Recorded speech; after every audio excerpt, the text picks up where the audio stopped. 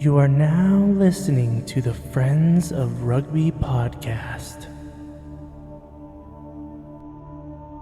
Relax your anus.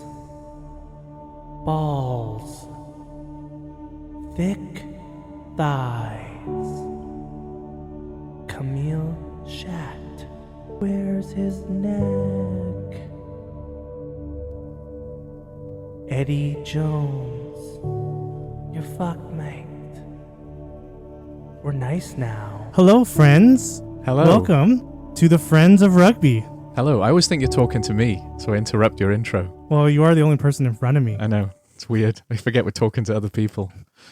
Do you want to do your beloved intro? It is Sunday, February 4, 2024. Who says 4 like that? David Lynch, the famous film director, and ever since I saw him do it, I copy him. He's my February hero. 4? It sounds awkward. No, it sounds... Yeah, I thought that first, but then I started doing it. I thought I'm as cool as David Lynch Like now. February 4th. That sounds way better. No, February 4. I know. No, that's my way. How's your weekend been? It's Christmas.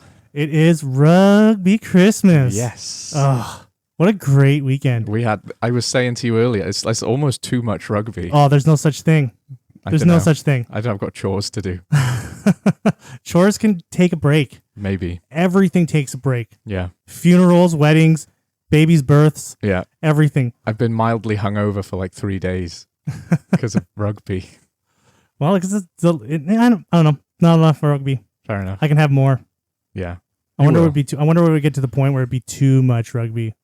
I Mm, don't think that's a thing for me. I think that's a thing for me. You can get rugbyed out. I think the Munster Crusaders game was a rugby too far for me because I didn't watch it. It was too much rugby. I couldn't find it anywhere. I couldn't watch it anywhere. Did they televise it? They must have, but I couldn't find it anywhere. I would have loved to have seen Lee Halfpenny play for the Crusaders in Ireland. That would have been cool. Yeah, that would have been pretty cool, eh? Yeah. Because he started. He did. Yeah. Yeah. But I think also you emotionally went through a lot this week and this weekend to the build up to the Wales game. That was the thing. I think I'm very emotionally invested. Like you were in some dark places in the last few days because you're just like building up for a doomsday. Yeah. Yeah. I'm a sensitive guy as well. This was a weekend not for my nerves. Yeah. Oh, what an exciting weekend. It was a good weekend of rugby. It was though. a great weekend of rugby. Yeah. Should we start at the start? I think we should start at the start. Chronological order. Yeah. Yeah, we went to the pub, didn't we? We watched Ireland, France with a few chums. Yeah. We did. What do you think? I think this is a game that Andy Farrell will be really happy with. Yeah. Yeah. There was a lot of things. I think, how can I put this into words? Just how the game flowed. Like they were messy. Ireland were really messy at times, and then they fixed it. They corrected what they did was like they corrected their mistakes. Yeah. They built off of what was going wrong. Yeah. And kept moving forward. And I think that's what Andy Farrell wants to see because there was a lot of, there was different combinations and stuff like that. So there were some cobwebs to work out, and they worked out that stuff. Yeah, I'm really jealous of Ireland. Like they're the complete package, and they are able to adapt on the fly consistently. And I think this is a big learning from the Joe Schmidt era, where they seem to fail was a lack of a plan B, a lack of maneuverability when the pressure was put on them. They don't seem to have that anymore. They've got really good on-field leaders as well who are able to go, no, that's not working, change it, and they did that. I personally don't think Jack Crowley had the best game ever. I don't think he was bad, but he had such quality around him that a few of the mistakes he made, like he missed a pretty easy kick. There was a few other things. I think it was a knock-on, correct me if I'm wrong. Yeah. But it didn't matter because the guys around him knew what they were doing. They knew how to take charge at the right times. And like I said, he didn't have a bad game, but that was as far as I could see in the first half, he might have been the weak link, but by the second half, he looked like composed, calm, knew what he was doing. A little bit of the nerves had gone. And then they're the complete package right now. I'm jealous. It's really exciting time to be an Irish fan, you know? I thought this was the perfect game for Jack Crowley. Yeah. I think if I was Andy Farrell, I would be very happy with Jack. Yeah. Because he did make some mistakes at the beginning of the game. He looked a little frantic. Yeah. And then that could destroy a new guy. Yep. because he's had a lot on his shoulders, the media on his back, and there's a lot of other tens, right? The new Sexton taking over Sexton, so there's a lot of pressure on him. There is, and the mistakes that he made early on that could have destroyed a regular player. Yeah, and the fact that he kept his head on his shoulders, and kept correcting his game and growing into the game. Yeah, you couldn't be more happy about that. No, and I think the second half he looked great. That was I think he really made a statement. He did. That game really solidified his position at 10. It's going to be hard to take that away from him now. Yeah, short of an injury, why would you have anyone else, right? Yeah, I would still like to see Andy Farrell. I know he won't because it's not really a style. I'd like to see him take on like tryouts like Frawley. Yeah. Or Harry Byrne, but I don't think he will. He likes consistency in his teams. This is the problem with Ireland, though, is you've got to give he could get an injury, and you've got to have someone who's capable of stepping in. It's the perfect environment to bring someone in as well. I don't know. From what I'm seeing, I think he's just really good at introducing players. Yeah. He molds them into the team. He does. Instead of like emergency dropping guys in. Yeah. He like soothes them in. He just massages another player into the position. Yeah. Here you go, and then okay, now you're part of the team. It's a great environment, though, isn't it? They love it. I know they love Andy Farrell. They do. He's a nice guy. Yeah, he's a great guy, isn't he? And it's such a good environment because there are so many senior leaders on that field that regardless of how you're playing, your team isn't going to do terribly. You know, I remember games where if you rattled Sexton enough, Ireland could lose. I don't see that happening these days. You could have a child at 10 and be playing badly, and the rest of the team would support them enough so that it's not going to make a huge difference. Another thing that I noticed about Ireland compared to the other teams this weekend is that they have kept their momentum from the World Cup. Well, they're the only team. It's almost like they haven't skipped a beat. They're just right back to where they were, and they're just building on that. Yeah. So that was a really positive note to take because a lot of the other teams this weekend looked messy. There was a lot of messy play. Ireland were messy too. They took a lot of penalties. They did. Every team's going to have a purple patch and a rough patch in a game. It's hard to have a perfect game. But they grew. The growing that they did in that game was impressive. It was. You're right. It's really hard to see anyone winning the Six Nations this year other than Ireland. They're just so structured. Yeah. They're just the foundation that they're going off of is just incredible. Yeah, they're light years ahead of everyone else. This is going to be, I hate to say it, an easy win for them. I think they've already won the Grand Slam. I don't think it's going to be an easy win because even though some of the teams looked a bit messy, I think a lot of other teams are trying new things. Like Farrell's building off of what he's been building for the last few years. Yeah. And he's continuing with that, so that continuation was working for them. And a lot of new teams are trying new things out, a lot of new players and stuff like that. So they're having to grow. It's going to take a little longer to grow into their game. Yeah. So, but yeah, Jack Crowley, like I thought he had a great game. Besides his I'm not saying he had a bad mishaps. Game. Yeah. Like he's even physical. He's getting in on the tackling too. Yeah. Like he's super impressive. And sorry about that. We just had a dog incident. Yeah. Dog and a bone. So I didn't have a bad game, I don't think. I'm just saying that if there was a weak link, he was it for about 30 minutes. And even then, it wasn't that noticeable. I think, the other teams, I think all of the other teams are in a genuine rebuild, particularly Wales, maybe England as well. Scotland are pretty established, but Scotland they just haven't... are kind of like Ireland. They're kind of moving with what they've been building off the last couple of years. They're pretty similar too. They are. They got the most stable squad, but they don't have the depth Ireland do in case of injury. But that's always the case, isn't it? So also, what was really impressive was Ireland's lock situation is good. Yeah. To have like Joe McCarthy, who had a game. They're coming for South Africa with their line of locks, aren't they? Yeah. Yeah, Joe McCarthy had a good game. Tyburn had a good game. And then you could bring on Ryan Baird and James Ryan if you wanted to. Yeah. Like, wow. Yeah. That was like, you're just like, you felt safe. Yeah. Like, that's who you're bringing on. James Lowe. Man, he's really like, his defensive work. Like, he had some really good. He played like a flanker, didn't he? Like, really smart, intelligent plays. He's like reading the offense really well. There's like one where he like ran out of there was like a line out and he ran out from the line out. And, like he read that pass, made the tackle, and then had a turnover and stuff. shit. All right. Dog incident number 2. Yeah. James Lowe, very good. James, yeah, but He didn't play like a winger. He played like a flanker. Like he was winning turnovers, shooting out the line, like holding guys up in the tackle. He's so strong.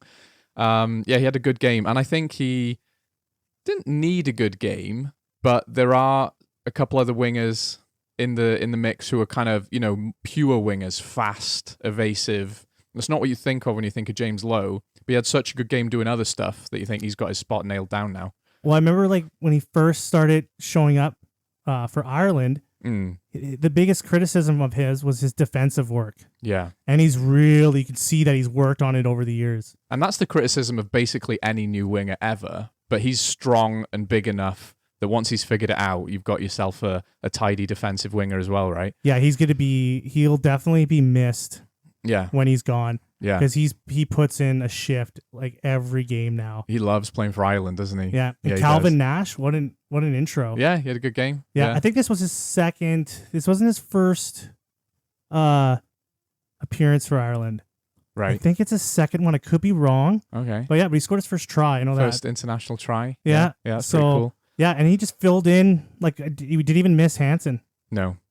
So, And Hansen hasn't been in the Ireland Hansen squad who? for all that long, Hansen who? It's been Andrew Wills and Keith Conway for years. Yes, it is. Yeah, Calvin Nash fits that role Yeah. like really well. He even kind of runs like them, the head down, shoulders up run. Yeah, I thought Furlong, he had a better game. He looked a little more spiced up, a little more energetic. He doesn't look like the tired old sack of potatoes that he usually. I saw him getting stuck in at some breakdowns. Yeah, so maybe they've had a little rest. The scrum is still a bit of a shaky thing. I think the scrum they can do some more work on the scrum there. France have some monster props. Yeah. So that's always going to be. It's never going to be perfect, is it, when you're playing France? Let's talk about France. Yeah. That was messy. It's easy to be really complimentary about Ireland, but I think maybe something that surprises me, I haven't seen a lot of, is but France basically played the whole game with 14 men, didn't they? Yeah, Paul fucked them. Willemse. Yeah, he fucked them. I feel really bad for him. It's like I was saying to you earlier. There's nothing malicious. I mean, I never think a person wants to decapitate someone else with their shoulder. He just didn't look sharp enough to get low quickly in that first one. And it cost him, right? And then, of course, if you get another yellow, that's a straight red. So it felt like a bit of bad luck. I do feel bad for the guy, It was lazy play. It was lazy. It was him being lazy. It wasn't sharp. Yeah. I doubt he'll play for France again. Oh, 100% he's never going to play again. And he wasn't supposed to done. play this game, was he? No, because he wasn't in the original squad. They just took so many injuries. They've got a lot of injuries, France. So I think that's worth pointing out. I think that is, they have a lot of injuries. Missed Dupont badly. Yeah. What they didn't look. There was just like a lack of connection. Yeah. In the offense. Yeah. Tell me about what Dan Biggar was saying. The wise Mr. Biggar. Oh, Dan Biggar was saying that the reason why they look so tired is because how many minutes these guys play in the top 14. Yeah. So that's hurting France too, because these guys work.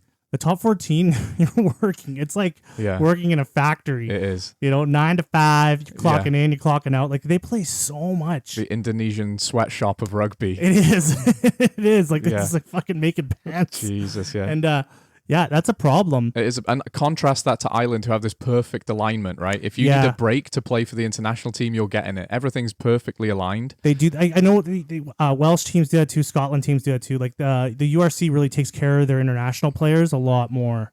They do, yeah. The Gallagher and the French league definitely are notorious for just tanning the players regardless of what's going on. Because I remember a time back in the day, like oh my god, I forgot his name. Rugby Jesus for Wales. Shane Williams? No. Alan Wynne-Jones? There would be like times like before the Six Nations, he just disappeared for the the previous 2 months. Yeah. Right? Because they're saving him. They're putting him in his like chamber. That was the same for Sam Warburton. He barely played for Cardiff, right? He was just a Wales player for most of his career, And that's the difference. Like the URC players, like that's where they come in with an advantage too, because of how well they're taken care of in the league. Yeah. When it's going up into the Six Nations. Do you think that was a factor? Do you think France were tired? Do you think the players had just been working too hard post World Cup? Maybe because they haven't stopped. They gone straight from a World Cup, straight into the top 14. Like some of them played like the next week, and didn't stop. Yeah, right. And I know a lot of these players want to play. I just think I think a lot with the players missing and the players introduced, that cohesion was missing with them. Do you know what France looked like? A team of training panelists. No, I'm joking. But like, I felt like Olivon had a good game. Aldrit had a good game. Yeah. But they just didn't have a chance to show what they can do. There was a real discrepancy. There was a real contrast between the players, like in that team. There was the players that really wanted it. Yeah. And then there's the players that were there. Just fucking knackered. Yeah. That you could see there was like, half the team wanted to win this game and the other team just wanted to make it through the game. That's what it felt like. Yeah. Right? There was like, so like Aldrich is playing his heart out. Yeah. He was as well. I felt the same with Olivon, like carrying hard, just carrying the team a little bit. It's sad because for me, this was the decider of the tournament. And had we had a really close game, I would have thought one of those teams, the winner of one of those teams is probably going to win the Six Nations. Ireland won it convincingly, and I think they've won the Grand Slam now. The gap between them and everyone else is so big. You know, England are in this weird spot. Wales a bunch of children. Scotland just don't seem to have the consistency over an 80 minutes. Italy have got no hope of beating Ireland, let's be real. What I see for Ireland is this competition is actually just going to get harder. You think so? Because everyone's targeting them, you think? Because they're getting their new systems and their new combinations put together, and so as this tournament goes on, I think it's going to get harder and harder and harder. But you've got to contrast that with the teams that are playing them who are already in kind of shambles comparatively. Like if they're figuring out their shit, Ireland have already light years ahead in terms of figuring it out. But these are professional players. They are, and they're used to like adapting quick. Like that's their job. And you know what? The Wales Scotland game, which we'll talk about in a bit, showed me that this is still a game of sport. People can still beat anyone on the day. Mm-hmm. The odds are stacked against you in certain cases, but at the end of the day, it is a game of rugby. It's never a done deal. So I think there's an element of truth to that, but it's hard for me to see anyone beating Ireland right now. Is what I'm saying. Don't get me wrong. I'm with you there. I agree with you. That Ireland have this tournament. Yeah. But I don't think it's going to be as easy. They're not going to walk through it. They're not going to walk through it. I think there'll be two more teams that are really going to give them a go. Right. And that's England and Scotland, presumably. England and Scotland, maybe Wales? I can't see it. I don't think Italy is going to do anything, but no. Yeah. Let me just check my notes. I think I'm good. Yeah, that's my feelings for the game. Yeah. I think as well, I wanted this to be a Titanic clash, and I feel like I've Rob. had, when you go to one of those fancy restaurants and you get like a single scallop with a bit of vinaigrette on it and a leaf, and you're still hungry after. Yeah. I feel like that. I feel like that was, classy world quality rugby, but I'm still hungry. I wanted like electricity, Yeah, it was really a game for only an Irish fan to really love. Yeah, I mean, if you're French, you'd be miserable after that, wouldn't you? Because that was, that's your time to like put your stamp on it. We're still here. We're still competing after the World Cup, despite an early exit. We've still got that passion. And I would hate for us to go back to that old cliche of which French team's going to turn up. They've still got an amazing quality. Let's be real. That red card screwed them, right? It can't be overstated. That ruins games. Yeah. And it was a fair red. Yeah. It was 100. Both of those were yellow card incidents. You give them the red card, not disputing it, but it did kind of kill the contest a bit. It was kind of surprising how like not prepared they looked. They looked undercooked, didn't they? Yeah. And a lot of teams start Six Nations slow. And France have historically been guilty of being real hot and cold. The thing is, the Ireland team are mostly Leinster players who play high-level rugby week in, week out with huge squad depth, and you can replace quality for quality. So you better be playing 80 minutes against them. Otherwise, you haven't got much hope. They're so well aligned, right? You've got to be on your A game. What did you think about Tuilagi making his debut? He looked good. One of my criticisms of him in the under 26 nations was like, they've just got him on the field because he's fucking massive. But he actually had a bit more rugby nuance in this game. He did his job well. He was scrumming well. But then in the loose, he was carrying well. He wasn't throwing blind passes. He looked smart, which he needed to be to make that step up. So I hope they gave him a French passport. Yeah, I think I agree with you. He had a decent game. Yeah. He did a shift. Yeah, he did. There wasn't anything too exciting. I think his athleticism needs to really be discovered. Yeah. Yeah, because he looks a little sluggish, I think. He reminds me of Will Skelton. Like, he's just so big that you can't coach speed in that sense, right? Like, Yeah, he's got to come into that part of his game. It's got to be like unleashed. yeah. Like there's like a level missing. I thought there was like that's like this next aggressive monster level that he hasn't got up to yet. Yeah, that's right. And you that's a coaching responsibility, Also how to use confidence. Confidence as well. Yeah. But you've got to have him in the right place, the right time to make those big carries. I remember Billy Vunipola for England when he was young and he was big, like he was a wrecking ball, and Saracens used him really effectively. England used him effectively. Eddie Jones came in and he must have lost like 10 kilograms or something, and he looked lean and powerful. So guys of that size, the coaches have a big responsibility to use them correctly. If they don't use them correctly, they're just a big lump sometimes, right? Because they're not going to be sprinters, are they? So you've got to have them in the right place at the right time. Yeah, because I think that's what, because like France really excelled at was taking some huge guys that don't look like they'd be able to be that athletic. Yeah. Like Uini Antonio. Yeah.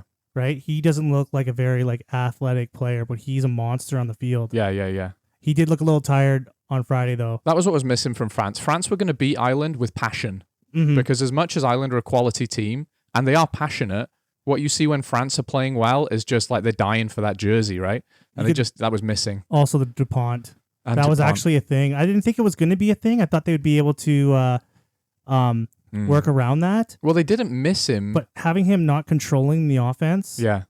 And like it's almost like a Sexton thing with DuPont. They missed tempo, didn't they? Yeah. They missed purpose and tempo without him. Yeah. And I don't think the 9 who was playing, it's harsh to say, but he just didn't inject enough pace, you know, like. Oh, he had a shocker. A little bit, eh? Yeah, he had a bad game. I think they pulled him at halftime. I feel bad saying it, but yeah, I can't even remember the guy's name, but yeah, it was just like he's not playing well. So yeah, but I don't know. I don't think this is going to be the end of the road for France. No, not at all. No, they've got an amazing squad. a good coach. No, they're just not going to win the Grand Slam now, obviously, and I don't think they'll win the Six Nations now, which is kind of sad because if anyone else was going to do it, it was going to be them as far as I was concerned. You know? If they don't take a red card right at the beginning of the game, well, that's it, isn't it? You know, yeah. They still put a lot of pressure on Ireland too. Yeah, when Ireland were giving away a lot of penalties and France got their first try, I thought, okay, they could come back, but now they faded after that. But you know, they got 14 men, right?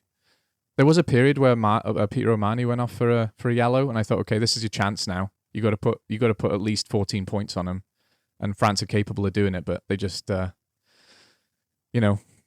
enough in the tank, which is fair. Not enough guys on the field. Not enough cigarettes. That's right. Not enough wine. If you guys aren't smoking cigarettes on the side, how are you gonna win games? This is a new France now. Yeah, they don't smoke cigarettes now. They vape. They're all vapors. They're all professionals. They vape. Yeah. Yeah, they're vaping, chewing their Nicorette. Yeah. It's like, oh no. They've got protein liquids in their vapes. Gluten-free baguettes in the morning. I regret saying protein liquids. I apologize. That made me feel weird. So yeah, that's the game. Yeah, it was a game. Another game that was surprising, which I wanted. Yeah.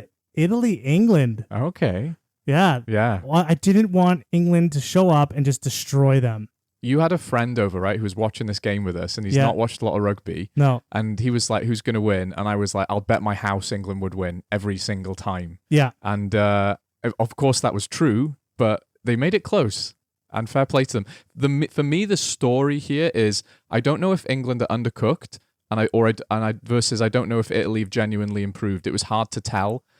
Italy's last try, that Ioane try, felt like a bit out of nowhere, but it also felt like England were knackered and couldn't be bothered to defend it properly. So hard to say who's on what trajectory in terms of that, but happy it was close anyway, you know? That's what I wanted. Yeah. But, man, you're watching that game. Yeah. And Italy are doing really well. Yeah. And you're excited, but the whole time in the back of your mind, you're just waiting for the walls to start crumbling down. The inevitable collapse. And then it did. That's the worst thing. You're like, oh, this is great, because they were bringing it. They were. Yeah. They were like, ba-ba-boo, ba-ba-ba-ba-ba-ba, and they're just like fucking playing rugby, and you're excited, and you're happy. Yeah. And you're like, but you just don't believe. 10 points up, and I didn't believe. I said to your mate, I was like, they could be 50 points up. Italy could be 50 points up, and I'd still bet money on England winning. Yeah. You know? That's how little faith I have. It's the depth. And it's the depth thing, the quality of players that they have. They just look tired as well. But there's a predictability about it. Like about 60 minutes, you could put money on Italy being tired and just kind of losing interest. And obviously they're passionate and they want to win. But do we say that this is an improvement? I think from their point of view, they will have learned a lot how to keep a game close towards the end, even though England went through a period where they're obviously taking control of the game and look like they're going to win. Italy managed to stay in the fight so that the end score could have been a win for them. Had it played another 10 minutes, who knows? So I think from an Italian point of view, what they will have learned is how to stay in the fight a bit better, and that's valuable. They did stay in the fight till the end because they scored a try at the end. Right at the end, yeah. Right, so that was something different. That was something positive to take from that game. Yeah, but yeah, I'm just not. I'm not a believer yet. No, me too. That's what I'm saying. I don't want to get my hopes up yet. Yeah, I'm just not ready to put my heart on the line like that. No, me too. And it's like it's not that they're disappointing. It's just that they've got to prove. They've got to provide the evidence before people believe in them. And the thing is, when they beat Wales, they beat, let's be real, a shoddy Welsh team. Whenever they get a scalp, it's usually because of the team they're playing is on a bit of a downer. It's never because Italy are on top of their game. They'll play well in that game, but they've yet to go toe-to-toe with a big team and beat them. It's like the criticism of Floyd Mayweather or something in boxing, right? Like he just doesn't play people in his prime. You've got to beat someone in your prime and their prime at the same time with this rhyme. Does that make sense? Yes, that makes total sense to me. Good. Also, England. Yeah. Ugh. If I was an England fan, this is one of the times where I would be most excited when they announced their squad. So much young, exciting talent coming in, and I didn't see him. I didn't see it. Marcus Smith not being there sucks, but Alex Mitchell, Finn Smith having a game, exciting. Alex Mitchell got a try, exciting. But that was a boring game. I felt bored during that game. I don't know why. Their attack looked just stagnant. It did. It looked boring. Yeah. It wasn't but I think that's a George Ford. Like, he's not a flashy 10. No. He does very structured fly half things. It's a Steve Borthwick team as well, isn't it? Yeah. I thought they were going to evolve. I thought they were going to grow off of what happened in the World Cup. Yeah. Also, I think a factor is that they were playing Italy. They just didn't. I think they just thought they were going to win. And they did. And they got a little shell-shocked at the beginning when Italy really came to play. Yeah. So kind of some arrogance maybe was part of that performance. So I can't look into too much into that. Yeah. Also, they're running a whole new defense structure because they got Felix Jones as a defense coach now. Yeah. And so they're running this hyper blitz defense. So they're trying to get used to that too. Yeah. There's a lot of new players. There are in the England squad too. Yeah. So they're working around that too. But yeah, it felt like maybe they weren't hyped up enough for this game. If I was an England fan, I'd be gutted because I just want to see England play like they did in that World Cup semi against New Zealand. Right? Passionate, abrasive, playing to your strengths. But it's got to be a little tough when you're going against Italy, though. But you should play like that as often as you can. And I think maybe you're right about the arrogance thing. They knew they were going to win, so Italy going 10-0 up, like, oh, we better switch on, boys. But you've got an amazing squad. Turn up ready to play. They just didn't show anything new. No, I think that's the thing. it. There was nothing new. Yeah. There was nothing. They looked pre-World Cup and just like a boring team. Yeah. So that was concerning. They should have walked into that stadium and just fucking murdered everyone. There's just piles of bodies everywhere. And you're like, holy fuck. Yeah, Ireland don't show up and start slowly. They've got incredible depth. So do England. They're incredible resources. So do England. Show up and show it, right? Yeah, and they didn't. Show it, so there was a lack of urgency. It was kind of sad. Yeah, I didn't. That was my least favorite game of the weekend. Even though the game was close, it was kind of it was kind of boring. It was turgid, wasn't it? Because you were kind of you knew Italy was going to fade, and they did. And England took advantage of that instead of asserting themselves earlier on, right? Yeah, yeah. I can't even think of any players that really stood out for England either. It was just like a blur. I was watching a fog. We were kind of half watching it by half time as well, weren't we? Yeah. But that says something about the excitement, doesn't it? Yeah, it was really hard to get drawn to the game. It was. After Italy started fading away. Yeah. And you knew the game was over. Yeah. Right? You knew where it was going. Yeah. And yeah. What are you going to do? But I don't think this is like the end of the road for England in this tournament. No, like you said, they're still figuring some things out. I just wish they would try some more exciting stuff in the meantime.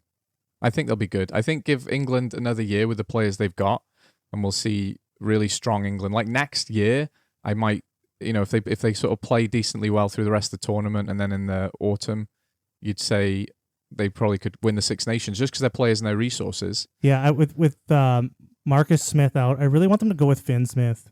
You think so? I want some youth, inject some more youth. George is just, you know what you're getting with George, and I think this is not what this Six Nations needs. Is a George North Six Nations. George Ford. They need some George Ford, yeah. George Ford. Like they need like a Finn Smith, some spice. They gotta add some spice. They got some spice on the bench. Cocky young England. Yeah, they got some wingers. Like you got all these exciting Welsh wingers. And then you got Elliot Daly and George Ford, and it's like it's boring. It is boring, right? Isn't it? Yeah. Like use those guys, get them out there, get them playing, right? So there was Ethan Root. He had a really good game. Like that was a step up for him. Yeah. You got Marler and Dan Cole still playing as well. These guys are ancient. Yeah. They're playing well, to be fair, doing their jobs, but Yeah, we gotta get. I guess that aging out thing we gotta get out of our heads. Yeah. There's a lot of good players playing into their like 30s, mid to late 30s. The exception is props, though, right? Keane Healy was. Keane Healy showed up, didn't he? Yeah, and he had a good game. No, props age like wine. Everyone else retires at 30. Props can keep going. They just get bigger and stronger. Who was that guy that came for England that we both had no idea who he was? Cunningham South. Yeah. I feel bad because I was just like, it felt like, who the hell is this guy? I had no idea. I was like, who is that? I had to Google him, and I was like, who's that guy? And he's just a Harlequins player who's been playing really well. And I've been sat here going every week, I love the Gallagher Prem. It's the best league. I don't even know who this guy is. I feel bad now. Yeah, this Bolter. Yeah. I thought he made some good impact on the field. Yeah, he looked good as well. Yeah. I was like, what's that guy coming out of nowhere? Yeah. This is all scary. Their center pairing, Henry Slade was pretty decent. He was good. He's in form right now. Yeah, he's in form right now. Yeah. So, England, eh? England. You know what I want England to do is double down on the whole everyone thinks you're arrogant thing. Swagger in with your boys. Just smash people, Yeah, that kid that like has to walk out with you and you hold their hand, just push him over and walk out. Yeah. Rub his face in the dirt. Kid right over. Yeah. Get out of here, stupid Be kid. mean. You know? Like we ruled the world. Let's kick some ass. Like do that they kind gotta of thing. start doing the whole the wrestling bully persona. Yeah, who's the bad guy? Was it Triple H? Was he good? No, he's a good guy. I think he started off as a bad guy. I mean, but yeah, they got to start playing the villain a little bit more. That's right. Run in, spoil the Royal Rumble for everyone. Like you guys are always talking about how everyone hates you. Yeah. Like double down. Revel in it. Yes. Like double down in it. Be some pantomime villains. Yeah. You walk out when you're walking by the ref, pants them. Yeah. And then push them over and laugh at them. That's right. You know the worst thing Stuart Lancaster did for the world is make England palatable. He was like, no, we're nice now. I don't want you to be nice. Be villains. It's awesome. Shaking hands. Yeah. Kissing handing out babies. flowers. Yeah, screw that. Fuck some people up. Taking pictures with fans. Yeah. You guys would be crushing beers, pushing over kids, pants and refs. I want to see Steve Borthwick next week go, we've recolonized India. Fuck you.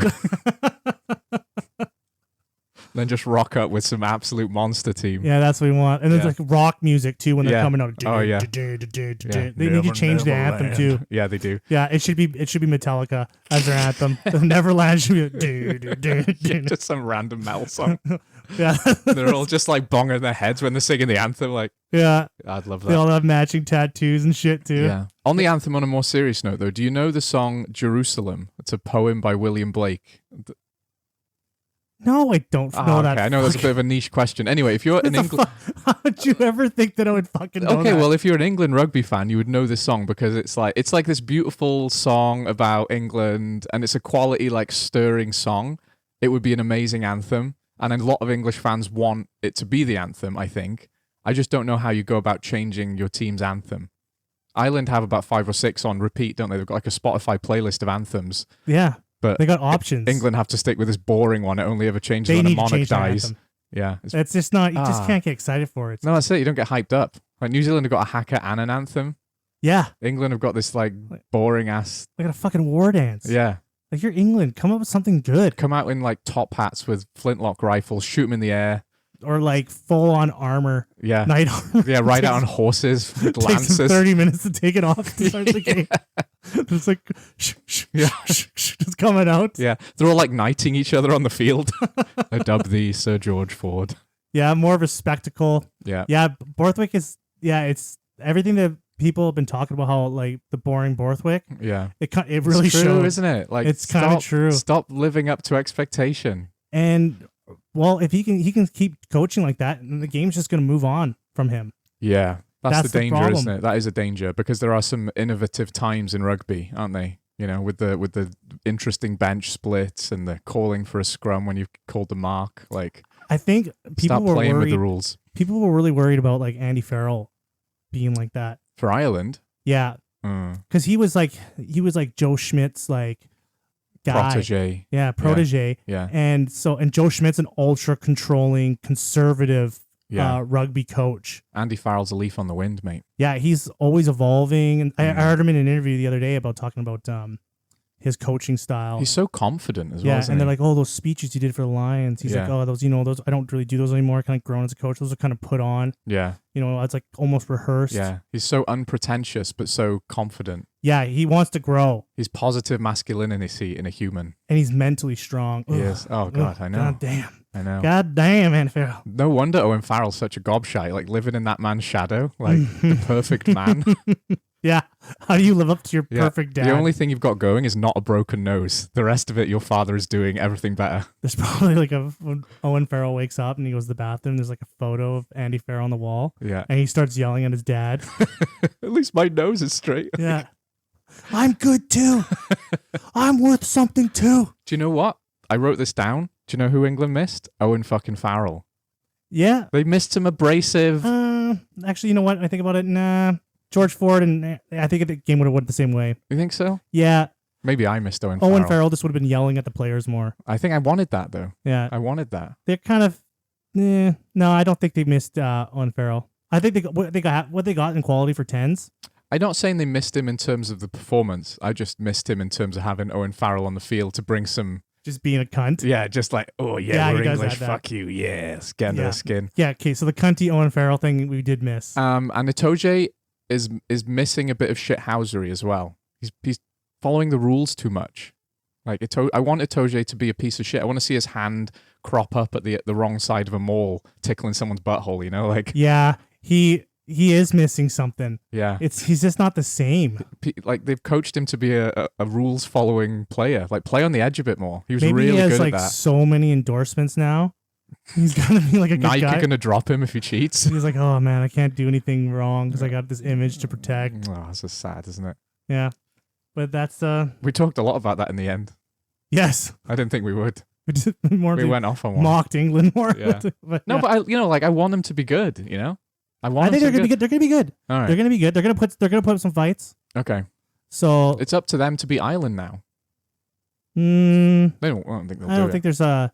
I think there's a couple. There's Scotland and Wales. I don't count these teams out, man. Okay. Yeah. Okay. Yeah. I'm not a Doomsday fan like you. Okay. Yeah. So speaking of which, of which, Doomsday. Do you know what I want to say first? I want to say to the rugby world, you're welcome for the best game of the weekend. You're fucking welcome, right? Game of two halves, big cliche.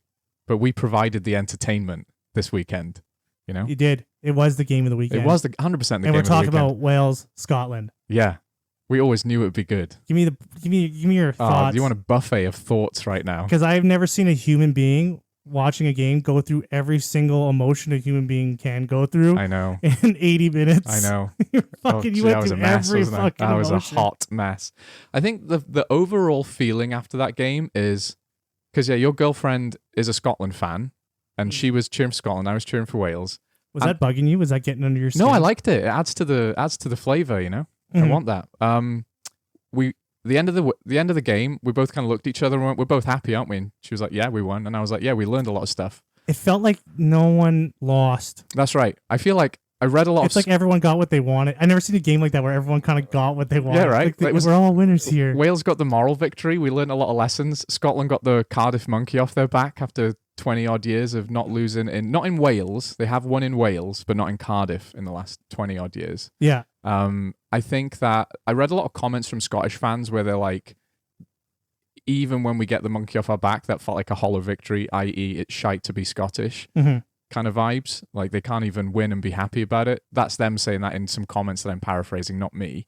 I think Scotland are being a bit hard on themselves. Yeah, they collapsed in the second half, but I like to think Wales showed up as well.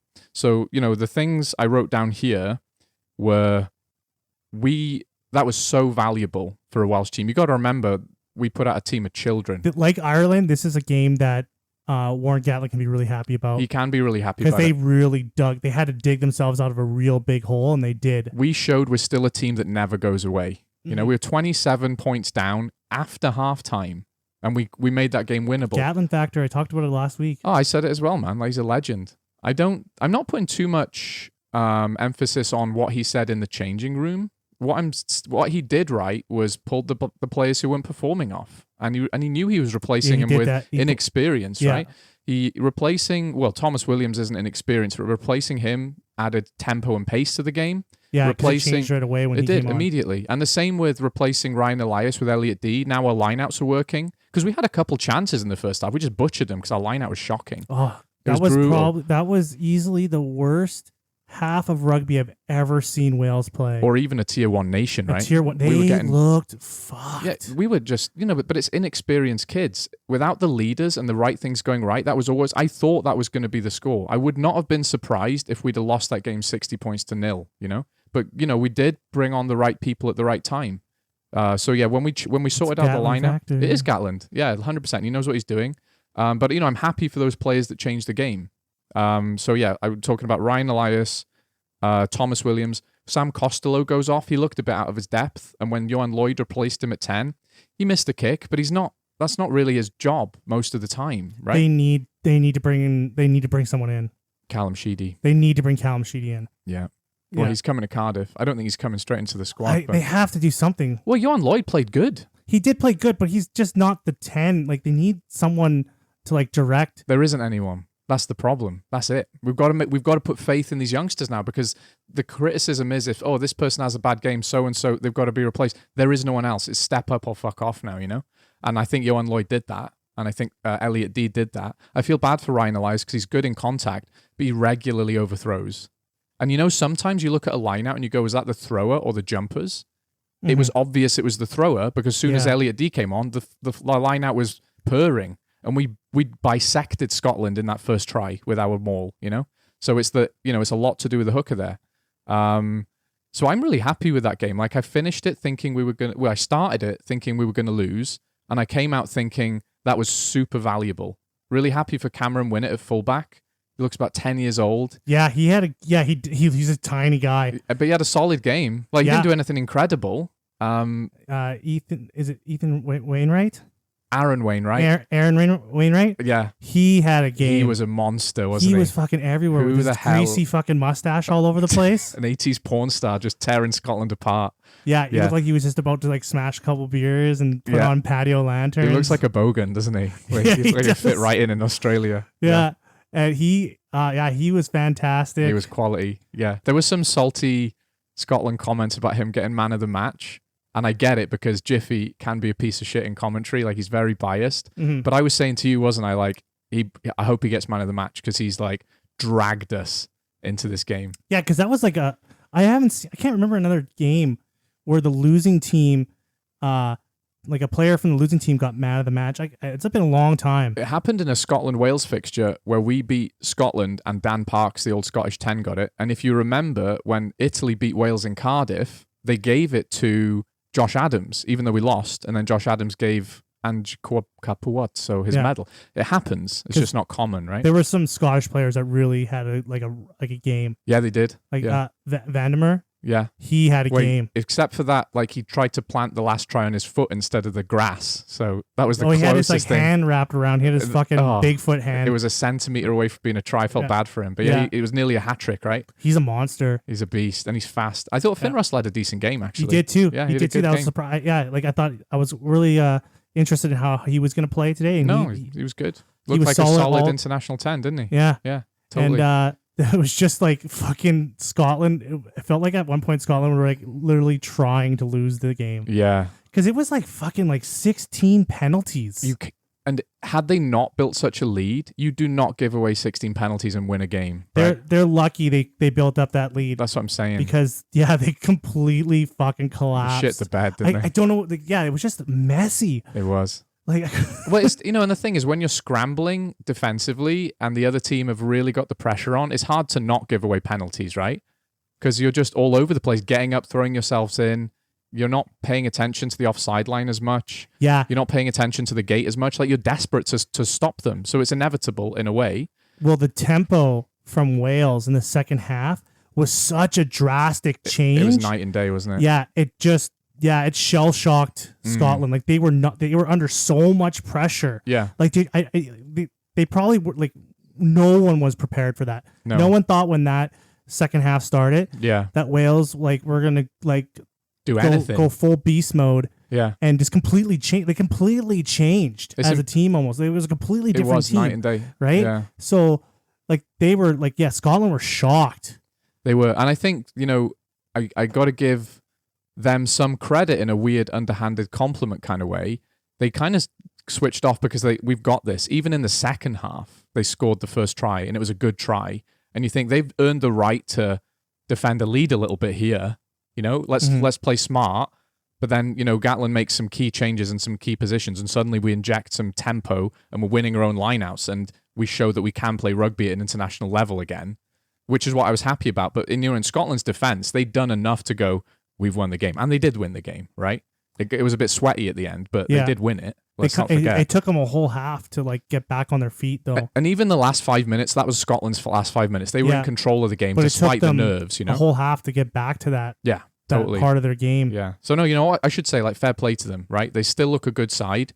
If they can not crumble, then they'll be all right, I talked about this on a past episode, but that just the contrast between their forward pack and their backs is a big problem. They've got the best backline in the tournament, I think. Mm-hmm. And had they had Blair Kinghorn as well, like, wow, that's a good backline, right? And Wales had this stupid tactic. We were kicking to their fullback, like, oh, he's inexperienced. He's not. He was doing fine, eating up those kicks. And then we decided they were trying to expose him. It wasn't working, was it? Yeah, they're like, okay, we'll try doing this, but then they didn't have the team to, like, kick to the back, and then they give it to Finn Russell, and he kicks a 50-22, and then which leads me to another note I wrote down. Josh Adams, man, like, he kind of not lost that game for us. I mean, a game is never a single moment, is it? But you think if Josh Adams isn't a petulant shit and throws the ball into the stands, that's such a needless penalty. They were frustrated, though. They were frustrated, but, like, as a professional player, that is the difference between winning and losing a game, And that's such especially with all his experience, he should be making shitty things like that. If you've got guys accidentally shouldering a guy in the head, you really need to be the guy who, as one of the more experienced players on the field, you really need to be the guy who's not doing that, And the thing is, Rio Dyer had a hell of a game. Yeah. And we've got Mason Grady. What a step up for him. Wow. And, like, Josh Adams is suddenly in danger of losing his spot in the squad. One of the best wingers in the world. I know he looked all strapped up and hasn't played much rugby, but if you're going to be a child as well and throw the ball into the crowd, someone's going to take your spot. We've got some good wingers. One of them's playing in England. He might come back and take your spot. Oh, he can't now. You got capped. Yeah, but, all over the place. We could get a guy from the NFL to come back and take your spot if you want. Yeah, if you're a Welsh fan, I think there's a lot of positive to take from this game. Yeah. Like, this game really galvanized them. I'm happy. They are going to be, like, just the next game, like, they're going into, like, next week, they're going into... Going to Twickers. Yeah. We're going to Rugby HQ, mate. Like, think how much confidence they're going into this game with. We're going with a children's school bus to Twickenham. Yeah, they just got a huge boost. England just has, like a lull of a game. They're like, oh, we really got to, pick up our boots. Yeah. And, and, like, this is... Yeah, I think this is good. I think Wales are going to have a good tournament from this on. Well, I think, to be honest, and I've said this a few times, I'm kind of in hibernation mode. I'm happy to take a lot of losses because we are the ultimate in rebuild mode team, right? Mm-hmm. Like, 3 players were starting compared to... Like, that's the only consistency from last year. 3 players. That's mad. Something special is happening there. And after that game, I'm very confident with Wales moving forward. I'm not. I think there's gonna be some big plays. I'm still worried about their 10 situation. Yeah, they need a 10 if they don't fix that up. Yeah. Maybe, but Do you know what I liked as well? Our scrum. Sorry, I interrupted you. Scrum. Yeah, Like, that was good too. Yeah. Like our scrum looks solid. I'm really happy with that. We've got some scrum penalties for us as well. Oh, the confidence that these guys have I going know. into the game next weekend is going to be massive. We've got to. They must believe they can do anything. Oh, stop it now! Stop it now! I've never seen in my whole life. I've never seen such a switch. Right? Like a team just getting their ass fucking kicked. Yeah. To like flip it around and just start kicking ass. Yeah. It was like a Hollywood movie. It was cool, eh? Yeah. And I'm not sad we lost. It would have been amazing to win, obviously, but that 30-minute period where we're like just monstering them, it just gives me hope because this is a team of kids and they can do that to the senior Scottish side. Like this might even be like a head start. Like Gatland might be lucking out here and getting a huge head start on having these like young kids step up into roles for the World Cup cycle. Yeah. Yeah, hell yeah. Because if these guys are stepping up like this and they continue doing that, and we bring in some more talent, etc., etc. Yeah, if he can maintain that progression, like if you can maintain that, what's the word I'm looking for? Consistency. That consistency. Yeah. And keep building and building and building. Yeah. Like that's scary. It's cool. It's cool. Yeah. Yeah, I'm excited. And Tommy Raffle keeping us in the game. Old turnover Tommy. I just want to make everyone clear that you said turnover Tommy before the commentator. Did. I've got to say as well, I heard it elsewhere. I didn't. It's not. Oh, you did? It's not copyright, Frank. Oh, no. Why didn't you say that? I did, didn't I? I said I was gonna make sure you get credit. Oh no, I can't take credit for that. I read it somewhere, turnover Tommy, but I said it before the commentary team, which makes me better than them. Well, they probably read the same fucking thing you did. I believed in you. I'm just trying to be honest. Fucking Italy. I'm trying to be honest. It's like, oh, you did something great. You don't believe in Italy. Shut up. But yeah, that was. You gotta I'm be happy, man. If you're a Welsh fan, you gotta be excited. Like I'm saying, I don't think we're gonna win or even necessarily beat many more teams, but yeah, I'm just happy to see the team going in the right direction. I wouldn't go into any other game thinking that you're gonna get destroyed. Yeah, you'd make a terrible Welshman. Yeah, I'm not a Doomsday fan. No.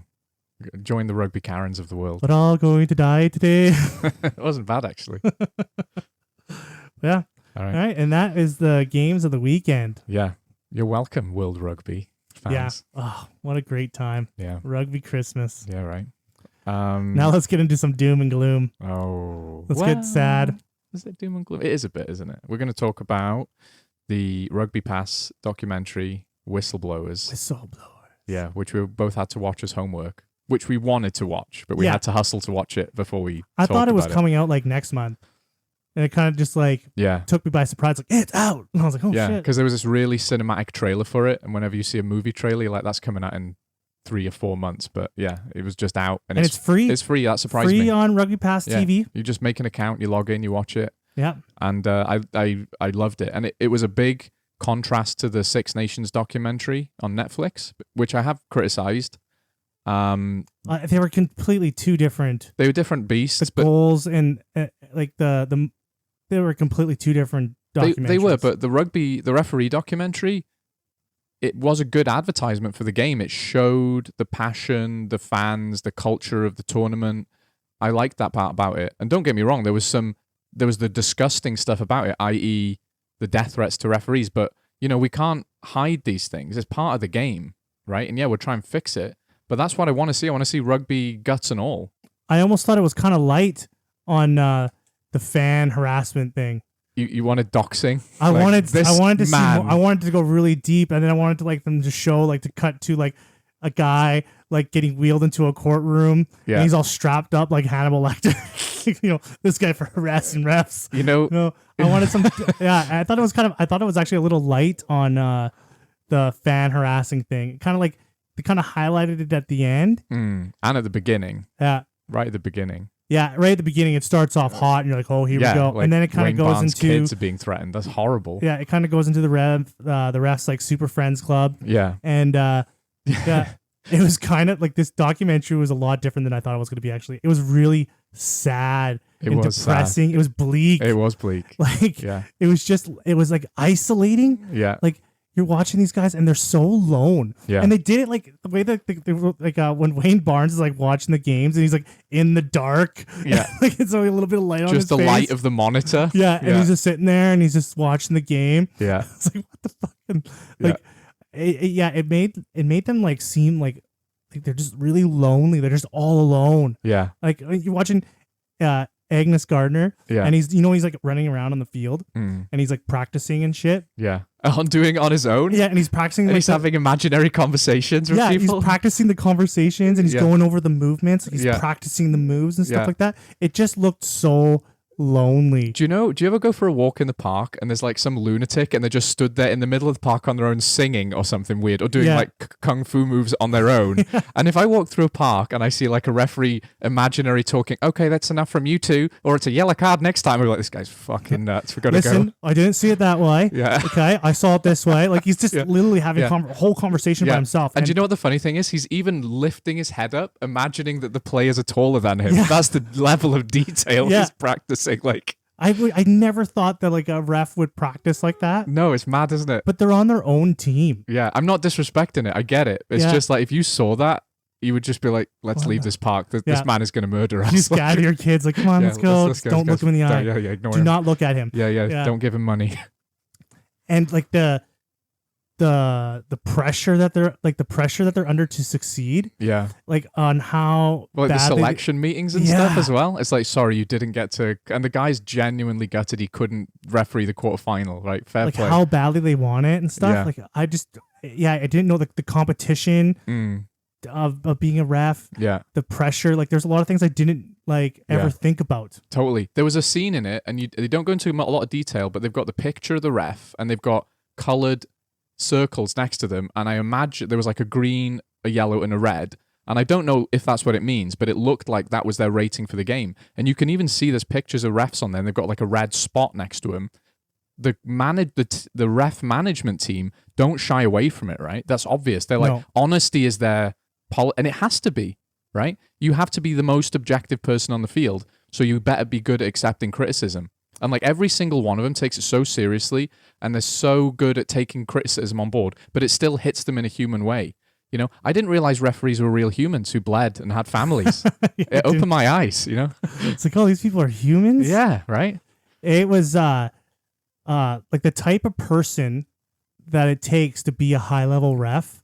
Nuts. Like that is nuts. Immense respect. And it's also the type of person you don't want having like massive criticism from friends because they take it so hard. Yeah. And so the only person that can do this type of reffing is the same person that will like take all these comments from online to heart. Yeah. Right? Yeah. So it's kind of a catch-22. Like they're fucked either way. You have to be very self-critical and very self-aware, but you're also the guy who's getting the most abuse and most criticism, right? Because they're obsessed with reffing. Yeah, and the rules are not easy, are they? No. They've got to know the intricacies. Like when we were watching Wales-Scotland and Ben O'Keefe was talking about a landing zone and how we were offside. And, I was losing my mind because I was so emotional. I was like, what the fuck is a landing zone? Like, fuck off, Ben O'Keefe. And I felt then after watching that, I was like, I'm never saying a bad word about Ben O'Keefe in my life again. That poor, sweet man, Do you know what as well? I was watching that and I was thinking, I wish my group of friends were as supportive as the referee bros. They're all like stood around hugging each other, crying like, you make that bunker decision, king. You slay, king. They have to be. They have to be. And they've got this siege mentality, right? They're all in the hotel, popping a bottle of champagne. And they're like, at the end of the game, the amount of like hugging and touching and like they've got the head on head. I thought they were going to start like making out. Like they're so close. I'm not criticizing it. Like they were so supportive to each other, They're in such a thankless job. Yeah. Because if a ref has a good game, you don't talk about him. No. No one mentions him. No. You talk about the game. Yeah. If he has a shocker, then it's all about him. It's like a lifeguard. You're only working when something bad is happening, right? That's the only moment anyone remembers. You're literally the shark attack. Only talked about when something bad happens. Yeah. Like there's no. So where you getting your support from? There was several games. They had the shot of the ref walking down the tunnel, head down, and that game for tens of thousands, hundreds of thousands of fans was the best thing they've ever seen. and that ref is still walking down like he's committed a murder, you know? Like he's still disappointed with himself. Yeah. So they need that validation, and they need it in spades from their peers. And they've obviously created this culture where they give that to each other. And I was so impressed by that, you know? Well, I was at the game in Paris when like Ben O'Keefe walked out. Yeah. And the whole stadium just erupted. It's disgusting. They were just yelling and yeah. swearing, and it's just this huge boo. They're like, Yeah. like the whole stadium. And he's as soon as he's walking out, you can see him walking around and stuff like that. And I was like there at that game, and I just couldn't believe it. It was just. Yeah. It was gross. It felt gross. It was disgusting. I was like, come on, guys. Like, fuck off. Like, you know? Yeah. And we're all guilty of it, right? We're sat there at the TV yelling. Like, you kind of like check yourself, don't you? You imagine walking into your office. You walk through the door. There's 50 people in the cubicles. They all just stand up and go, boo, fuck you, like every day, 9 a.m. Yeah, there was Imagine a guy. That, like, there was a guy sitting in front of me, and then he turned around and he actually got into it with the guy behind me. Yeah. Yeah. About like slagging the refs. Yeah, he's like, come on, man. Like, fuck, the guy's got a job to do. Yeah. Oh, good and then for this him. guy's like, fuck you. He just starts got real pissed off and stuff. And I was like, and I turned around. I was like, man, you can't be. You gotta calm yourself for this game because I'm excited for this game. So you gotta chill. I don't want to break up a fight. I paid a lot of money for this ticket. Like, so because he was getting real mad that he got called out. Yeah. But it was just like the isolation, the loneliness. It was like it was bleak. It was bleak. Yeah, and there's a couple of guys. The English ref Tom. Oh, it's annoying me. I can't remember his name. I think he stepped down after that last World Cup because he just couldn't handle the abuse. I feel really bad not remembering his name now. What they didn't highlight in the documentary at all was what is World Rugby doing to support these refs. I think that documentary is part of it. I think because what kind of systems do they have? Because they're going through basically this psychological torture. Their job. Like, hey, here's your job. You're going to ref this game. Yeah. And then, by the way, you're going to get psychologically tortured by the public. Every single what kind game. Of what kind of training? Like, do they have like a team of psychologists constantly working with them? Because they need that. Yeah. And they didn't show any of that. Like, how is World Rugby dealing with this? They didn't highlight that at all. I think there was a comment at the end that they actually charged a guy for online harassment or something. But that's not possible in every country. It depends on the laws of the country, it's right? What is because there was no no sunshine coming out at the end of this documentary. No, it was just a shit job. You hope your kids die, and then it's like credits. You're like, okay, well, what's the light at the end? Is there a light at the end of the tunnel? Well, I think there a plan? I think the part of the plan is that documentary is part of the plan. It's like we'll show you the human side of this. So next time you start slagging off a ref, you might think twice about it, right? I totally agree. Because that's part of this. We are responsible for that as fans, right? And I wrote something down here. There's two things that I think about. One is obviously it's cliched, but it's social media, right? That I can message someone I've never met who's reffed a game and insult his family and threaten to murder him is wild. And that's relatively new societally. And another thing is that it is creeping into the game more, I feel. It's like cheering for another team's mistake rather than cheering for your own success. So, for example, if I see one of my own teammates get nearly decapitated, they go off for a head injury assessment, and then the ref shows a red card, the team cheer for that. They're like, yes, he got a red card. And they're almost forgetting the fact that one of their teammates is sat there pissing blood out of his head with a concussion. Why are you cheering for that? Mm-hmm. That's not something to cheer about. Cheer when you score a try. Right? Even cheer when you win a turnover. That's an achievement. It's not an achievement that the other team has nearly killed one of your players. Why are you cheering about that, right? So there's a responsibility definitely on us as fans to be nice. There's a responsibility on players to stop this kind of showboating about shit that doesn't need it. I guess you kind of make a good point. Like the targeting us, part of their plan to deal with this is actually putting this out. Like, hey, you know what? Let's coach the fans. Yeah. Yeah. You know, that's actually kind of a smart idea when I think about it now. Because it did really work. It really it worked on me. It also showed the sacrifice that these refs make. They're in shape. When you become a ref, you sacrifice being a fan. Yeah. You can't be a fan of rugby anymore. You remember, even when they're watching the games, they're almost reluctant to cheer. They'll just be like, oh yeah, that was good. But you can tell there's a rugby human in there going, that was fucking awesome, let's shout. I did think it was cool that Wayne Barnes was when he was watching the South Africa-England game. Yeah. He wanted South Africa to win so he could ref the final. Oh, you think so? Yeah, because he said because he's not allowed to ref England. Yeah, so it's if England wins, yeah, he can't ref the final. What a conflict, eh? Yeah, so I was just watching, I was wow, he's can't even cheer for his his home country because he wants to do the job. Yeah. And you have to be so objective about everything. You can't be a fan anymore. You sacrifice being a fan. They do. And I think what the documentary showed well in that same respect is that these guys like rugby just as much as the rest of us. They're not someone who walked off the street and we're like, we'll show you this game, can you ref it? 'Cause we need to be really objective. No, a lot of them are ex-players. A lot of it. Wayne Barnes has been reffing since he was 15. He obviously loves rugby, and he's not allowed to show that. Isn't that mad? A common thing that a lot of them said in the documentary was like the same term. Rugby has given me everything. Yeah. Rugby's given me so much. Yeah.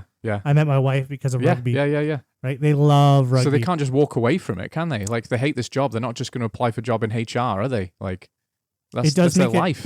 It's like, I don't know if we're being too dramatic, but let's keep doing it. It does feel like a fucking huge sacrifice. Yeah, it is. You know, I think you're sacrificing, like, being able to enjoy a game in a certain way that we're all allowed to enjoy, except for them. They can't enjoy it that way. Yeah, this is kind of a fucked up thing to say, but can you imagine if a ref suffered enough abuse that they, like, commit suicide or something, right? Like, that would be enough to make even the most miserable, angry piece of shit fan who's messaging them to go, okay, this is messed up. Obviously, we don't want it to get to that stage. Hopefully it never does. But this documentary is coming at the right time to go, there's a problem here, guys. Fans, you need to think about what you're doing. And obviously, there's people who've got a phone in their hand who are just drooling psychopaths who are always going to be death-threatening assholes, right? It's weird watching like a documentary where you are the antagonist. Yeah. We are the bad guys. We are the fucking villains. Yeah, I've said some shit about refs. I've not tweeted them, but I've sat in my living room going, that motherfucker, like, and it made me think about it. It really made me think about it. And what I'm always thinking about now, since yesterday, since I watched it, is those moments where someone is awarded, someone given, not awarded, a red card for what could be a dangerous action. And I'm thinking, that wasn't malicious, get a fucking grip. But it's always about the players, isn't it? Mm-hmm. It's always about the players. Those referees, like, they're just officiating. That's all they're doing. It's hard not to get triggered by some calls. It is. And like, even when I was watching the documentary, and then they were showing some like previous calls, I was getting triggered. I was like, oh, fuck, it brings up those feelings, doesn't it? And you're like, I remember that. Like, fuck, you should have called that. Yeah. That was the wrong. And then, you know what I liked as well is it showed me that what I've been saying for a little while is the bunker system is a good thing. Yeah. Because what they do is they bring over the linesman, they go through that process, and they go, so that's going for review. And you can see immediately that takes so much pressure off them because they're not stood there in front of 70,000 people going, do I have to give this guy a red card? They're just going, is it enough for a yellow? My job is done. I can keep reffing the game. And a man in a box who's not being yelled at by a million people can figure it out for me. That's amazing. And yeah, I thought, it takes the pressure off the ref. Yeah. It also opens the door for different types of refs. Like, there's some guys that can't, like, maybe they're not physically able to run around on a field. Yeah. But they're still really good refs. They can still really read the game really well. Yeah. So that opens up a pathway for them. Or maybe they're just like, they don't have the confidence to get in front of thousands of fans. Yeah. Or even maybe they're in a wheelchair. You could be be a TMO if you're in a wheelchair. Like, so that's like another like exciting like pathway for, like, you know what? If I want to be a rugby ref, I don't have to be running around on the field. Yeah. I don't have to be getting screamed at by people. Yeah. I can be hidden away. Because also Jacko Piper's injury, right? That was brutal. And he's crying. And he obviously can't run around on a field anymore. But if he still feels up to it, he could probably sit in a chair and TMO, Yeah, that was sad too. It was sad. And I could feel like it's just like his whole world was crumbling they around were him. gutted. That was the biggest takeaway for me, actually, like you said already, just how much it means to them, right? It's not just a day job, right? It's their fucking life, And they were all like crying and supporting each other. Yeah, I feel fortunate that we got an insight like this. Me too. They got to start doing like other positions in rugby that we don't ever look at. In America, they have like Veterans Day. Do you think we should have like Referees Day? Where we all wear like a poppy or something. And instead of shooting guns, there's like a row of guys just kicking balls into the air. Yeah. We all wear a little pinny with a whistle on it, like and kick, and kick. 10 kick salute. I'd do it. Yeah. Hey, you don't put up your fucking Christmas ornaments before fucking Referees Day, okay? Just get real mad. Yeah, thank you for your service, sir. Thank you for your service. Every time you meet one in public, like, you needs see a wheelchair. referees like going into like grocery stores in the referee outfit. And everyone's taking off their cap, like, thank you for your service. I would do that. That's almost like what it felt like. I would do that. Yeah. So no, I want more, but maybe you can do a documentary about maybe what about the equipment manager guy hauling all the bags? And it's such a brutal story. Like, it's just bleak and horrible. Yeah, his whole family is just like living off his salary. Like, where's my fucking bags? Oh, sorry, sorry. Doffing his cap. Just by himself. Hey, water boy. Yeah, but I definitely want to see some I'm really interested in what World Rugby is doing to psychologically help these refs. And I think what you're saying there is valid, but I'm saying that we need to be we can't just be like World Rugby. This is your problem. No, it's rugby as It's a everyone's culture's problem. It's everyone's right? problem because you're never gonna stop. I don't think you'll stop. I think this documentary will help. Yeah, quite a bit. Yeah. But you're not gonna stop them all. Those guys that make those comments probably didn't even watch the documentary. No.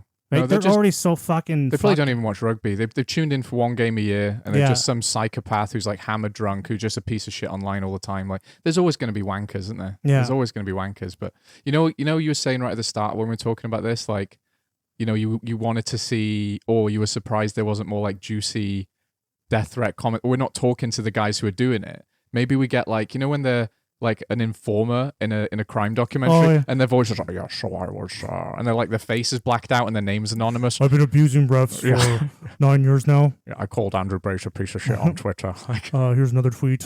Yeah, I just get a rush. It's all blacked out. Yeah. They've pixelated his face, like it's like in the ghetto of fucking. No. Good though, eh? Good. All right. Good. Should we? Let's predict some things. Let's predict some things. Let's do some predictions. Yeah, I think you're beating me on the predictions. Am I? Yeah. Well, it's because I have hope. Right, because you. I have a lot more hope than you. It's because you support Ireland. That's why it is. All right, let's get off with the first game next weekend. L'Écosse et France. Scotland.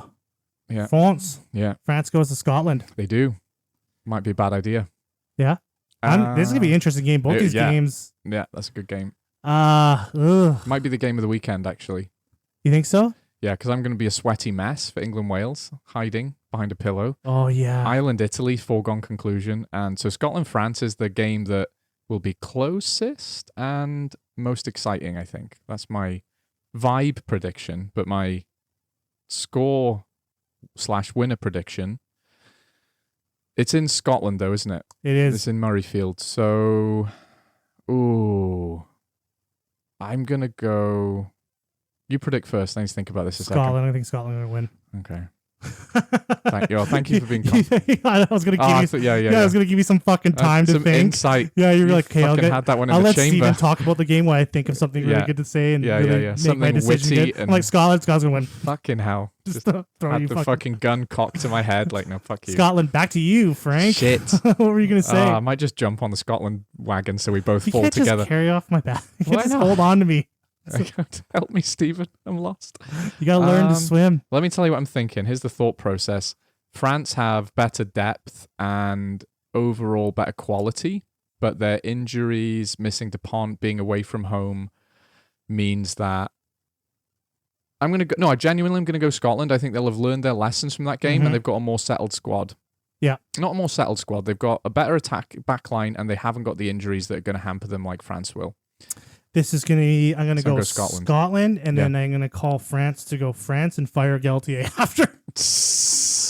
But if he loses this game, like they don't have patience for coaches. I think he's one of the first French coaches that's got a bit of cash in the bank. But you're right, they are brutal, aren't they? Yeah. Like, yeah, you sneeze wrong and you're fired. Yeah. You know what I saw? A post-match interview with Sean Edwards. He looked kind of haggard. After that game, Sean Edwards prides himself on not giving up points. He was probably fucking raging in that game. You can imagine, yeah. He was probably so pissed. Yeah, he's probably kicking the shit out of him right now on a training field. Maybe a tight game, could be a close game. I think so, it'll be close. And I think Scotland are going to edge it. I hate putting faith in Scotland.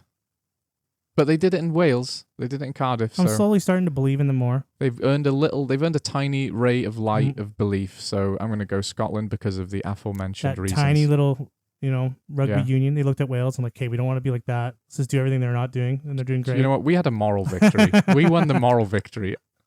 You know what? I'm very quickly. Remember that game in the World Cup, South Africa, Ireland, where South Africa lost? And I said, South Africa learned more than Ireland did. It was actually more valuable for them in the long run. That's how I feel about that Wales-Scotland game. It's like, this is going to serve us in the long run. Like, whereas Scotland, what did you learn? You were shit for a half. Mm-hmm. But we were shit for a half. Anyway, sorry, back to real talk. Scotland, France, I'm going Scotland. Yeah, I don't know, like, man, the French look tired. I don't know if they're going to be able to freshen up. In time. Their confidence is down. You know, so yeah, I'm gonna go Scotland. I would say they have the second best backline after Scotland as well. You know, like Peno, Ramos. Mm-mm. There's some really No. good backline Negative. players. Wrong. I didn't No. say the best. I said the second best. Who's the best? Scotland. Yeah, and then Ireland's, No. and then France's. I mean, Ireland have a good backline. Their backline's great. It's not like exciting Solid. champagne rugby, though, is it? That's not their style. No, let's but be they're real. not even. France not even playing fucking champagne rugby. They're playing fucking box wine rugby. Okay? So, But they can. you know, They can. they're playing the fucking cooler or the bottle of liquor you get at a fucking gas station. Put it this way. Who would you rather have, James Lowe or Van der Merwe? The easy choice for me. As good as James Lowe was, like I want that exciting. No, James Lowe does a lot more than Vandermeer though. I want my Dolph Lundgren 100-meter sprinter guy on He's the field. got more tools. He's got more tools in the toolbox. Oh, that's such a. Oh, yeah, he's very technically good. Shut up. I want exciting rugby. I Yeah. want Van der Merwe destroying people. I like Vandermeer. I think as like when they do winger things, Yeah, that's like, what I want. That's when what they get the ball in hand and stuff, Yeah. like he's better. Yeah, that's what I But want. James Lowe is not that far behind, and he does a lot more on the field. Don't care. I want that. I would want- take that. I want Blair Kinghorn sounding his king horn and run dancing through people. Let's go, man, for Scotland. Yeah. Um, Okay. And then what the next fuck are game, we talking about? Right, Yeah. England, Wales. England, Wales. My head says England, my heart says Wales, so I'm going Wales. Oh, you're going to go with Wales. I think we'll lose, but I'm going to predict. No, you that Wales gotta make the like a solid decision. You That is can't my do this solid- 50-50 decision. I told you Wales. You're like Wales, but they're probably gonna lose. All right, Wales, because They're gonna win. Why are they gonna win? Why are they going to win? Yeah, why are they gonna win? Why do you think they're gonna win, My Frank? porn star 8 is just going to greasy mustache his way through an inexperienced England backline. It's Dirty Sanchez's way to the victory Yeah. line. Yeah. Just runs on the field with a can of Stella, throws it in someone's face, picks up that ball. You know, like, I'm trying to be logical, right? England have the tools to beat us. They're playing at home. They have an exciting team. It's better established. All the logical reasons would say England, but based on that second half performance in Cardiff, Wales can win. And I'm Welsh, so I'm saying Wales. Oh, that's so nice. Shut up. I'm gonna say Wales are gonna win this too. Yeah, but okay. I'm gonna say because of two things. Because of the confidence that they gained from the last game, Okay. they're gonna be riding forward with that. Yeah. They're on a high right now. Yeah. Even though they lost, Yeah. right? They're hungry. And they're going to Twickenham. Mm-hmm. They want this game. This is the game we play, isn't This it? is the only game that Wales care about Yeah, anyways. yeah, 100%. So, like, they are going to be up for it. And I think that England, sorry, Yeah. but No, it's England, like, are not... I just don't feel like they feel like their backs are against the wall yet. there's not enough pressure on them. There's not enough pressure on them. And I think they think that they're in a good spot. Like yeah, we're doing good. Don't worry about it. Like, we're doing the right things. We're going. Yeah. Don't worry about it. We're good. We're fine. Right? That is an English problem, I feel, is when you see the post-match interviews and they scrape by Italy. They've done this so many times. Like, the captain and Borthwick and the manager will always be like, shut up, that was a good game, we played well. Shut up, stop slagging us off. We beat Italy fair and square. It's like, we know you did, but you can do a lot better. Yeah, They kind of delude themselves sometimes. Yeah, the passion alone. I'm going. Yeah, I got to go with Wales. There's just too much passion. That's the word. Just going to beat them with our throbbing passions. Yeah, if I dig into my toolbox of my 13-word vocabulary, passion is going to win this game. You're not wrong, though. And I Yeah. think if we start the right people this time, I would start Elliot D. I would start Johan Lloyd at 10, honestly. I know he's like a tiny child, but I would. And I might even drop Josh Adams. I might even start. That's exactly the kind of thing Gatlin would do. I wouldn't. Gatland likes punishing people when they do He stupid does. things. I wouldn't change No, but it Rio Dyer, Mason Grady, like, they're good wingers. all. Do you know what will crush me, though, is if Boboso the scores a try. Judas Waboso scores. Oh, my couldn't God. handle it. I man. really hope that happens. Oh, I need to couldn't see handle it. that. Oh, I couldn't handle Oh, it. I really hope that happens. 'Cause Please. they're going to start him. They're going to start him just to don't. fuck with you. No, they probably will. Yeah. They probably will. Just to grind. But I think that would galvanize it wouldn't galvanize me because I'm a sensitive armchair fan. But, I think the players who are playing against him, that would fire them up. And you don't want the Welsh fired up. So I would actually not start him so that it's more like, don't give him a reason to fucking come they're to gonna town. start him just to fuck with you guys. That's not, you don't want to prod the dragon, Yeah. like, So Yeah, I really and if they don't and I don't know, like it's like they England's got that new like they're working on that new defense too. The super blitz. The super blitz, the hyper blitz, That's so dumb. the ultra blitz. What the fuck is that? And so I don't know if that's going to be ready yet, if it's fully cooked. Still, you know, in Zoolander where he's like working on Magnum for years, he's like, it's not ready yet. Just gonna whip it out one day. The super blitz. It's just blitz. It's the same. Bring out the hyper blitz. So if they pull their shit together, they can win this. Of but course they can. I just don't think they're going to pull their shit together yet. They haven't got enough passione. No, Okay. they're still playing boxed wine rugby too. I'm going Wales. I'm going Wales too. Let's go. Yeah, I have faith. You're the worst person for hyping me up. Like I believe it now. I hate believing it. I'm just squidge rugby. Don't give me hope. Don't gaslight me. It's when you get the squidge. Oh no. You just got squidged. Oh, I believe. I believe. Shit, why do I believe now? All right. And the last game of the weekend. Well, it's definitely a team starting with I. Yeah. Yeah, probably one of those guys. It's double Ireland, man. Ireland, Italy. Not even close.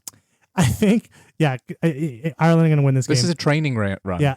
But I think it's like. Do you think they'll start the training panelists? Give old Prendergast a go? See, this is the only thing I can hope from this game. And Ireland going to win this game. Oh, yeah. The only thing I can hope for is that Andy Farrell experiments a little bit in this game. That's what I'm saying. Try the training panelists. Give them a shout. He's not going to. No, he's not. He's going to he might give Harry Byrne a little go. He's injured. He's injured, isn't he? Yeah.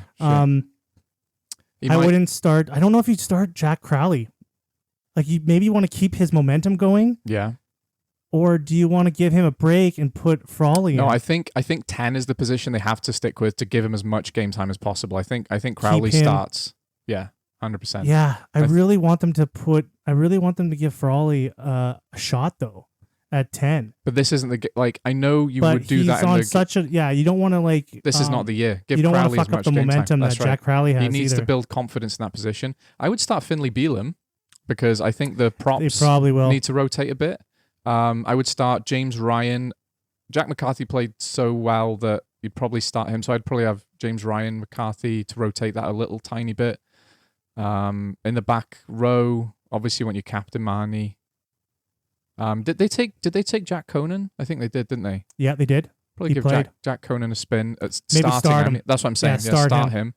I'm going through the whole bloody team now. I don't think you do much. I think else. you start Calvin Nash again. What was wrong with Ringrose as well? Is he injured? Yeah, he took an injury. Oh, okay. He took a practice injury. Okay.